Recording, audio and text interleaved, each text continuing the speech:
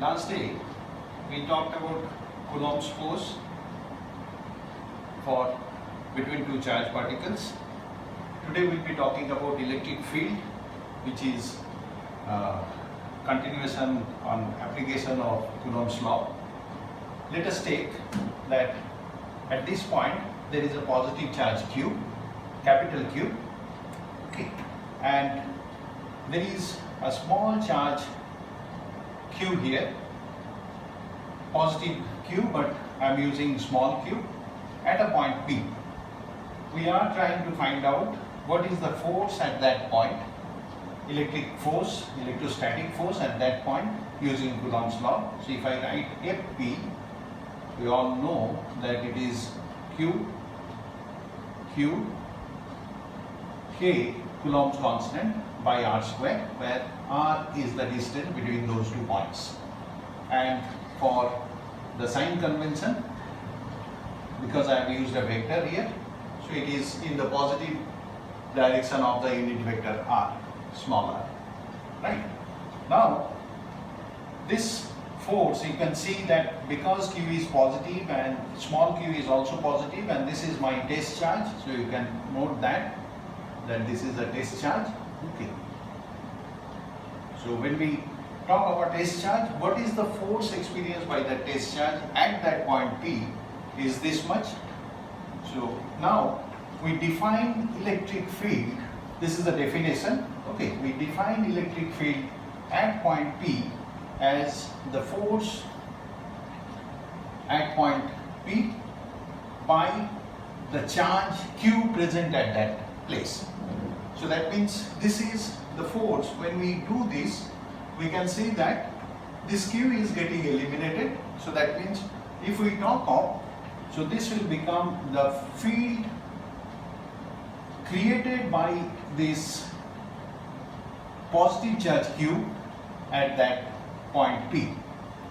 We lose that Q, so it becomes this. That means field is a parameter or a property which is due to the presence of this positive charge capital Q at any place around it. So that means, as you have studied in case of gravitation, we know that gravitational force is, I am using G here, G m by r square, right, where G is the universal gravitational constant, okay. So when we do this, and this is nothing but the force experienced by the small mass m due to a mass capital M at some place, and we know if I take that gravitational force or weight of an object small m, we know this is nothing but the force experienced by the small mass in presence of gravitational field. If I want to find out G, what I do, I divide both sides by m, so I get G equal to Gm by r square. You can see the resemblance of these two expressions. This is also a field, gravitational field. It is always towards the mass capital M because gravitational force is attractive. Here you can see this particular field due to positive charge Q is in the direction of capital R. So whenever we talk of field, now there is another method or practice of representing electric field by showing the field lines. Field lines are imaginary lines. If I take this is, let me draw it like this, if I take this is a positive charge, any value, so what would be the direction of electric field due to this positive charge? It will be always outward. Okay, if we draw symmetrically, it will be outward. And how to remember this is, there are two ways. One is, you can always think of, you are carrying a test charge, small q, positive test charge, small q in your pocket, you place it in the field of this positive charge. So you know that if I put that small q here, which is positive, it will be experiencing a force outward. So that means the field line due to this positive charge is always radially outward. You can also think or remember that this is air blower effect. It will be blowing out air. If I talk of a negative charge, the field line due to this negative charge would be towards this negative charge, and you can also apply the same logic that you are carrying your test charge in your pocket. This is plus Q, and you have placed anywhere around it. So you will see that that test charge is experiencing a force towards this negative charge. So this is another way of remembering that this is nothing but this is an air blower effect and this is a subsonic effect. So it will be pulling everything towards it. This is how we do field lines due to a positive charge and due to a negative charge. Now if we have combinations, understand these concepts very carefully. Suppose I have a test charge 4 and this is positive, and I have another charge of magnitude 1 and this is negative. So if we want to find out, and they are at some distance d apart, okay. So if I want to find out the field due to these two charges anywhere in its vicinity. If I try to find out the field here, let me use another color. If I want to find out what is the field at this point due to the combination of these two charges, one is plus 4, other one is minus 1. Plus 4, we know by this convention that it will be outwards, and the point is closer to plus 4, logically that it is inverse square distance, so we can assume that if this is the magnitude of the force on the positive test charge I keep here, it will be away from this, and this is going to pull that positive test charge. So that means the effect of that probably would be negligibly small, but it is always in that direction. So combination of this is nothing but the vector sum of these two field due to the positive charge, big one, due to the negative charge, small one, and this is the net field here. If I choose a point here, very close to it, this positive charge will be pushing it away, this negative charge will be pulling towards it. So probably the negative charge will be a winner and it will be attracted towards the negative charge. If I go little further away, what would happen? This positive charge, it is quite far away, but being the charge is larger, so probably this is what would be the field due to the positive charge, and due to this negative charge, maybe it is smaller, so the net field here could be something like this. That means there could be a place somewhere in between where the charge or the field due to the positive charge and the negative charge will nullify each other, and we call this is a null point where there would be no field. So if I try to represent this graphically using the field line concept, so maybe this is how the field lines are.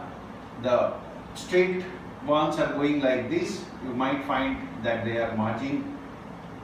Then there would be something like this because of the effect of negative they are pulling. This also can come back because we are talking of the null point somewhere here. So that means these are the fields which will be coming back towards from the positive towards negative. Subsequent to that, maybe this will experience a force, but it is not enough to pull it towards this. So this is how the field line should be going. You need to understand this concept of field line and field at any place due to combination of charges. If I do it vectorially for few charges, let us take this as Q1 and this is positive, and we are interested to find the field here. So you know I'm still having the positive test charge, I put it here, I see that it is experiencing a force in this direction. This is force due to 1.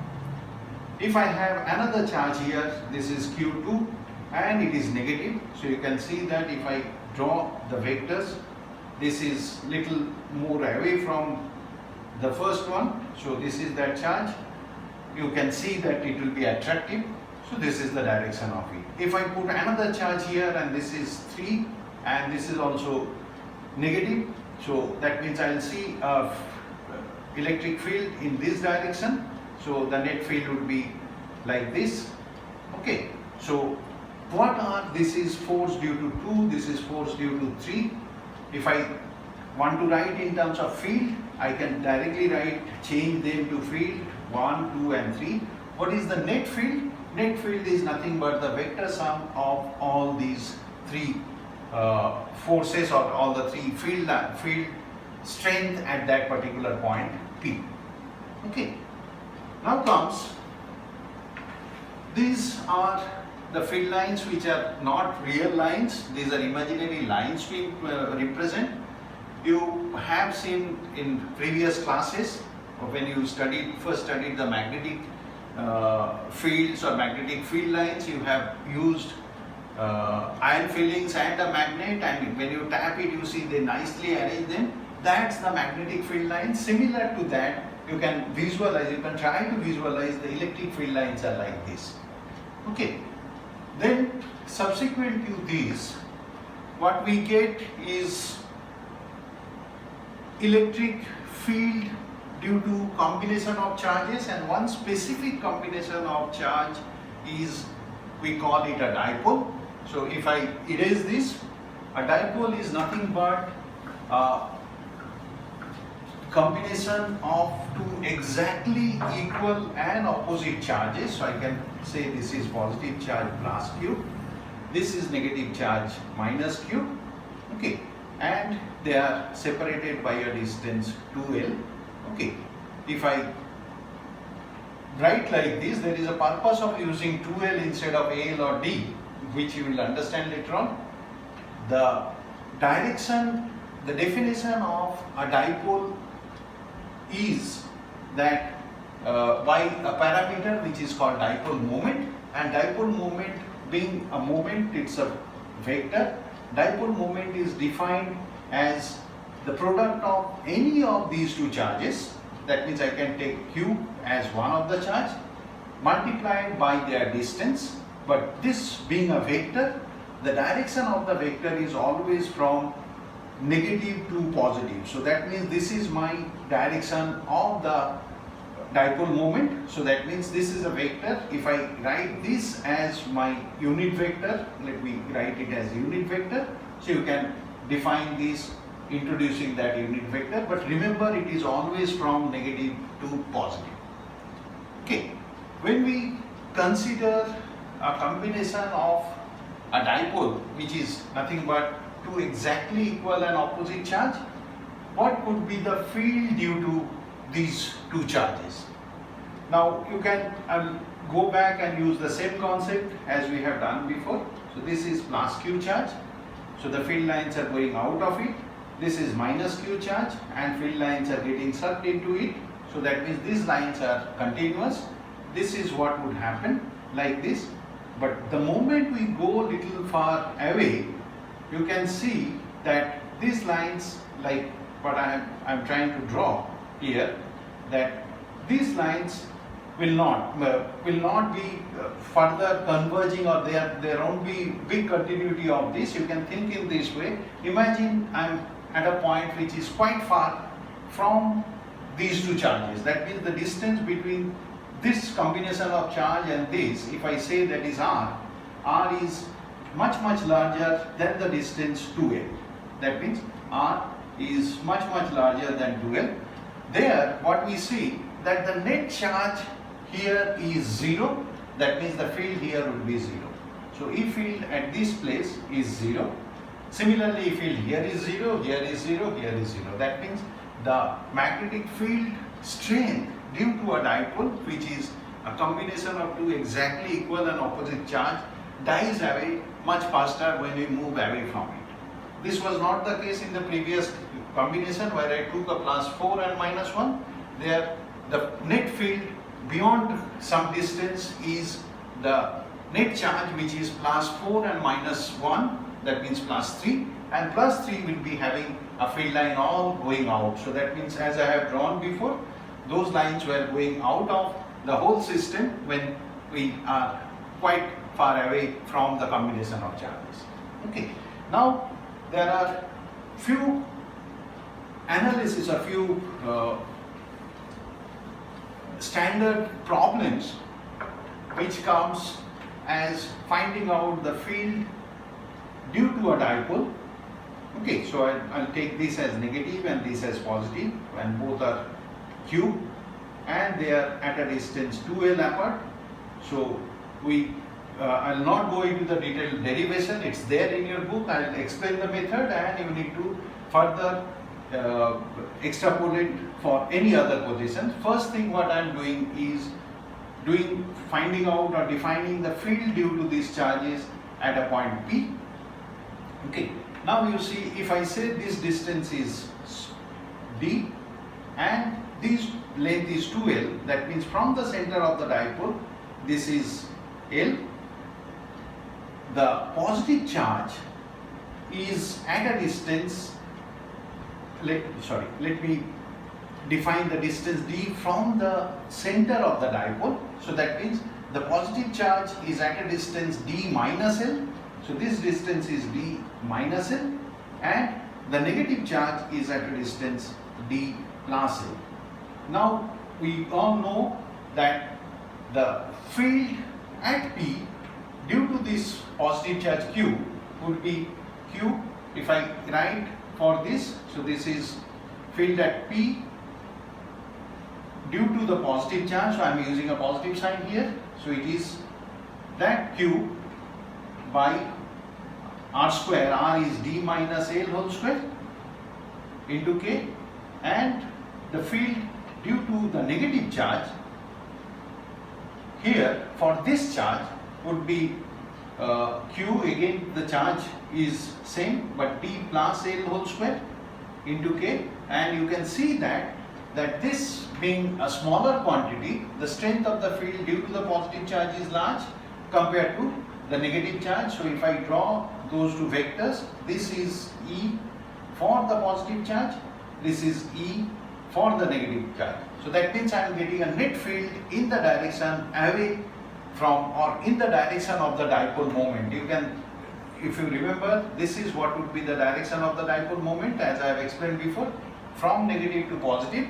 You sum them up vectorially. Here they are at the same direction, so we just mathematically add them and we get a vector addition of these two as the net field in this position P due to a dipole. Similarly, you do the addition, and these are there in every book. You can see this is A minus B whole square and A plus B whole square. You can take common of them, and finally we get an expression which is proportional to, when we take an approximation that D is much larger than L or 2L, you get an expression of the electric field which is proportional to dq. Okay, that's how we analyze electric field in various combinations. This is called end-on position. You also have derivation where the E field has to be calculated along the perpendicular